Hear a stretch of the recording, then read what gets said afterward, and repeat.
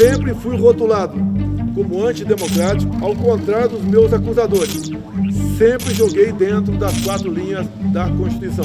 Jair Bolsonaro pode ser preso? Em uma sociedade altamente polarizada como a brasileira, o desejo de prisão do adversário se tornou parte integrante do debate político. Um dos bordões ouvidos com mais frequência em manifestações bolsonaristas é "Lula ladrão, seu lugar é na prisão". Do outro lado, muita gente manifesta a vontade de ver o Bolsonaro preso após deixar o Palácio do Planalto. Mas qual é a chance real disso acabar acontecendo?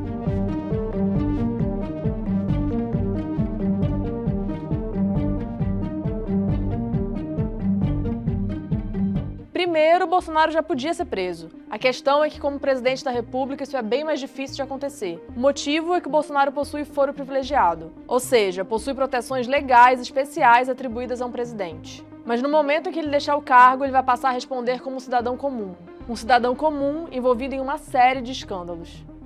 Hoje, Bolsonaro é alvo de 4 inquéritos no Supremo Tribunal Federal. Um pelo vazamento de dados de uma investigação sigilosa da Polícia Federal sobre um ataque cibernético ao Tribunal Superior Eleitoral.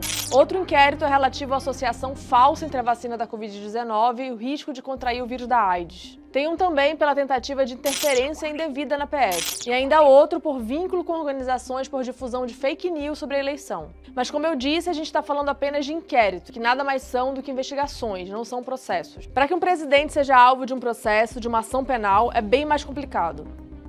Como presidente da República, o Bolsonaro só pode ser alvo de ações penais relacionadas a atos ligados ao exercício do cargo. Além de tramitarem no âmbito do STF, o presidente só pode ser denunciado pelo Procurador-Geral da República, no caso Augusto Aras, que é considerado um aliado do Bolsonaro.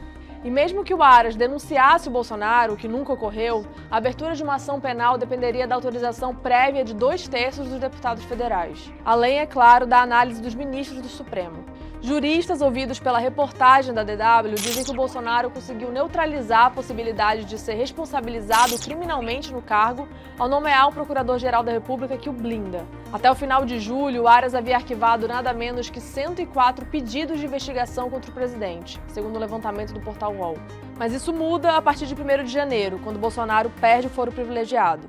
O Supremo deverá analisar o envio desses inquéritos para a primeira instância. A decisão será feita caso a caso e depende da existência ou não de outras pessoas com prerrogativa de foro no alvo das mesmas investigações. Fora do poder, o Bolsonaro também poderá ser alvo de abertura de novos inquéritos e denúncias direto na primeira instância, relacionadas ou não ao exercício da presidência. Depois dessas investigações, se houver indício de crime, Bolsonaro seria então denunciado e julgado na primeira instância, mas é claro, com a possibilidade de recurso à segunda instância e cortes superiores.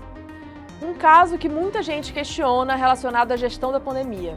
Pesquisadores dizem que dezenas ou até centenas de milhares de vidas perdidas no Brasil poderiam ter sido poupadas com mais vacinas, com medidas de combate ao vírus e sem o negacionismo do Bolsonaro. A PF e o Ministério Público ainda estão avaliando se há indícios de que o Bolsonaro cometeu os crimes apontados no relatório da CPI da pandemia. O relatório concluiu que o presidente deveria ser indiciado por 7 crimes comuns. Mas a hipótese de ele ser alvo de processos criminais por iniciativa de familiares de vítimas da pandemia ainda vai ser avaliada pelo Judiciário. Mas então, existe a chance de o Bolsonaro ser preso logo após deixar o cargo? Juristas consideram difícil esse cenário. Pega o exemplo do Lula. Ele foi preso em abril de 2018, mais de 7 anos após ter deixado o Palácio do Planalto.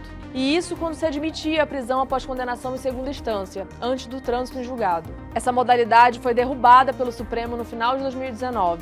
Da mesma forma, uma eventual prisão do Bolsonaro por trânsito em julgado em ação criminal levaria anos, desde o processo em primeira instância até o julgamento de todos os recursos. Outro cenário seria de uma prisão cautelar, como a que atingiu Michel Temer.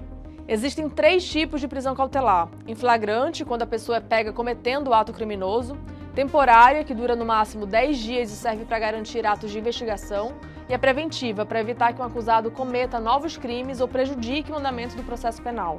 O Temer foi preso preventivamente 2 vezes, dentro de um processo sobre corrupção na construção da usina nuclear de Angra 3.